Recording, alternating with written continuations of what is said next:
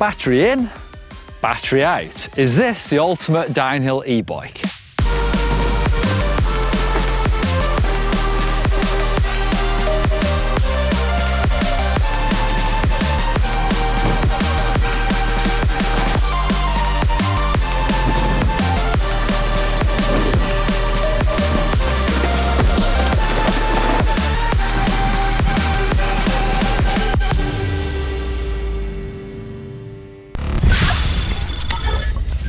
So this is my Canyon Talk on CF Roxon edition. You've probably seen this bike before on the channel. I love this bike.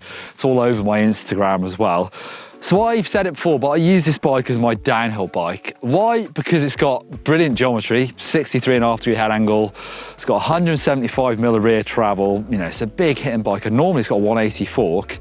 Plus, really important, it's got that 900 watt-hour battery, so I can go out into Wales and just do so many downhill runs this bike.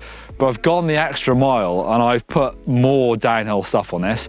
Obviously, I've put a Boxer fork up front, so now it's 200mm travel. It's a big triple clamp downhill fork. I put the big SRAM Maven brakes on, two 20mm rotors front and rear. So, you know, it might be a big, slightly weighty bike, which I'll get to, but it's got big brakes. It's also got big grip as well, because I've got the Pirelli downhill tyres on. So not just the e-bike tyres, these are the downhill race tyres that you see people like the Trek Factory Racing team on. So it is now, in my opinion, probably the ultimate downhill e-bike. But I'm going to find out actually how realistic it is to ride it without the battery in, because that is going to save a whole load of weight. And I'm at Dyfi Bike Park, perfect place. It's gravity assisted. Obviously there is uplift here as well, so you don't need to pedal up. Currently there's no really nice way of doing an e-bike climb here anyway. I know some bike parks have changed that, or they've developed climbs for e-bike riders, but at the moment you use the uplift, so you don't necessarily need the assist. Canyon say this bike is designed for throwing whips in the bike park and gnarly backcountry downhill rides, and I can absolutely concur. It's kind of my adventure bike as well, so I've done some massive rides on this. I'm lucky to have this bike in the 900 watt-hour battery edition, so you can get it in a 720 watt-hour as well. But obviously with that comes the extra weight. So it's a big burly bike and it weighs around 25 kilograms with that big battery. However, did you know that a 900 watt-hour battery actually weighs 5.86 kilograms? So this afternoon, I'm going to ditch the battery, slide it out. Then that brings that bike right down to like 19 kilograms, and most downhill bikes are around 17 or 18. So the penalty is hardly anything. I don't know how realistic it is to ride this bike without a battery in, obviously without any assist, but I'm going to find out, see how good it is. But first, I'll ride it with the battery in.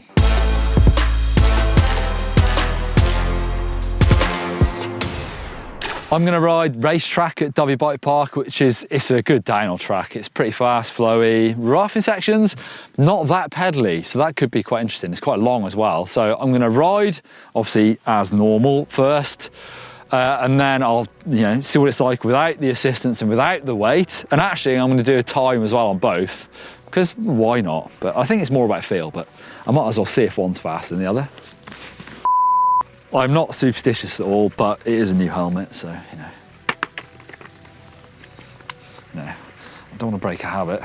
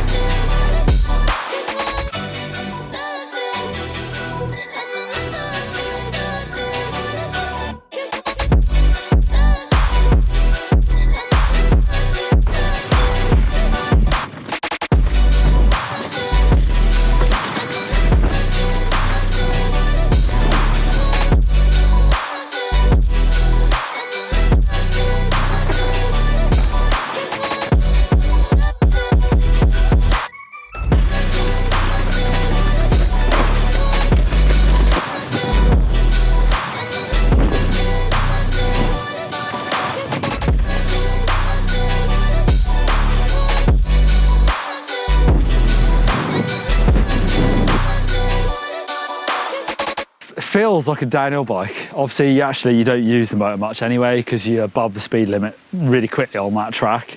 And it feels absolutely planted. The weight helps for most of the time, to be fair. Bottom out the rear, pretty heavy on one thing there, so I could probably go a bit harder on the shock or put a heavier spring on. Anyway, I'm gonna shed some weight now and drop out the battery.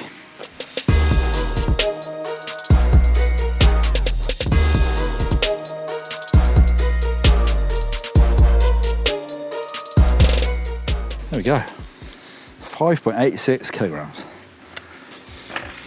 That feels pretty good. Wow, it doesn't feel bad, you know. I thought it'd feel a bit like pedalling through treacle because you're powering through the motor, but that feels all right. Right, batteryless. As you can see, there's a bit of a void down there. It's not a perfect solution, but there we go. Right, off and do a run. Anyway, if you're liking this video, hit that subscribe button, but also what would really help us if you hit the like as well. Look, it appears up there, and that actually makes this video go much further, so that would be a big help. Anyway, I'm off and riding again.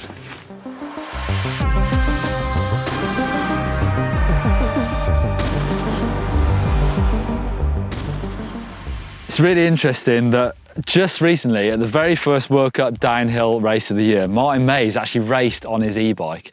It was an Orbea Wild. Obviously, he didn't have the motor and the battery in there, so actually Orbea uses part of their OLAB sort of development scheme, which they're always testing things out and showing how capable their bikes are. But they actually made a mount for a regular bottom bracket to go on the motor mounts of that Orbea Wild. So it looked just like a regular bike. And they actually raced the World Cup downhill. That's the first time ever anyone's done that on an e-bike. They have no intentions of selling this option on their bikes, but get involved in the comments. Do you think that this might be something in the future where manufacturers sell you something to mount a regular bottom bracket, or even something like a third party will make something? Obviously, this would be much easier if motor mounts became standardized, so Shimano, SRAM, Bosch, all use that standard motor mount system. But is this a thing of the future? I thought it was super interesting. Get involved in the comments.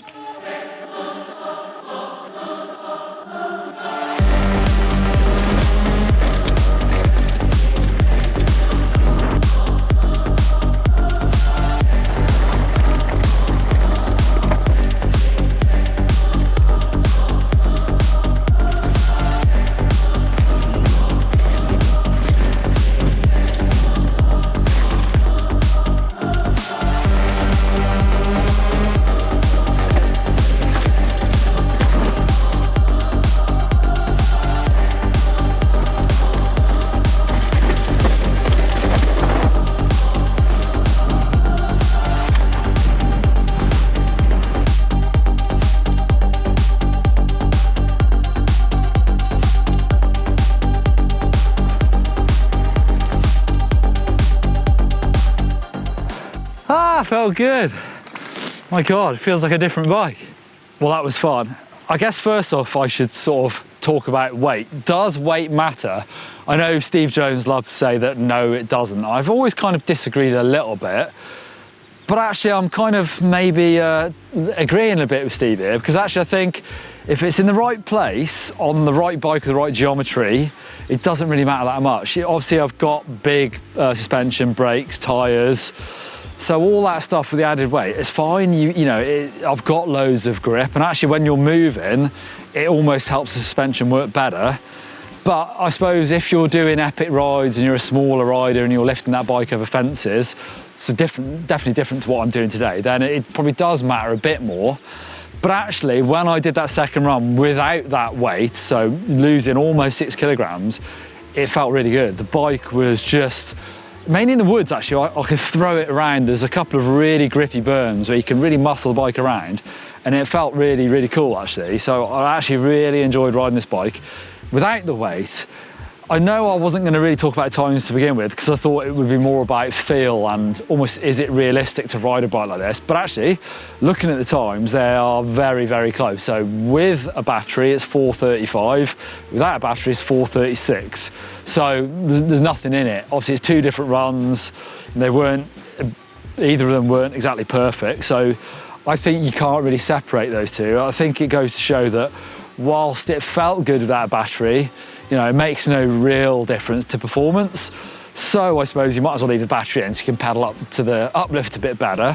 But what I would say is maybe I'm a little bit undersprung. I've gone to a lighter spring on the rear on this, and when I had the extra weight with the battery, I bottomed out kind of quite hard once or twice. So I should probably go back to the heavier spring when I'm running it with a battery, and obviously I've added a bit of weight with the fork on it as well.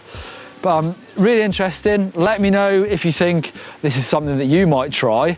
I mean, I really enjoyed riding it, so maybe if I do come to Bike Park, I'll take the battery out again. It's literally a 10-minute job, not even, you know, 2 bolts. I've taken the cable off so it doesn't flap around. It's probably a 5-minute job to get rid of it. So it's completely doable, and I'm really surprised how little resistance there is in that motor. So there you go. Get involved in the comments. Is this realistic? What do you think about Martin Mays racing downhill World Cups on an e-bike? I think it's super interesting, and I think we could probably come back and revisit this a little bit further down the line as well.